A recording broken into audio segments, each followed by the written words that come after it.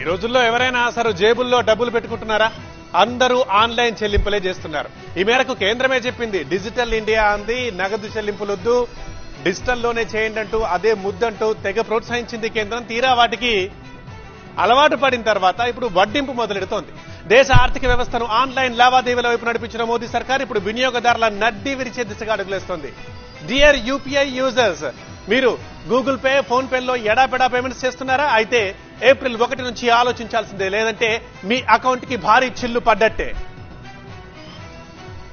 ఊళ్ళో కిరాణా కొట్టు దగ్గర నుంచి సిటీలోని షాపింగ్ మాల్స్ దాకా ఎక్కడ చూసినా ఆన్లైన్ పేమెంట్సే.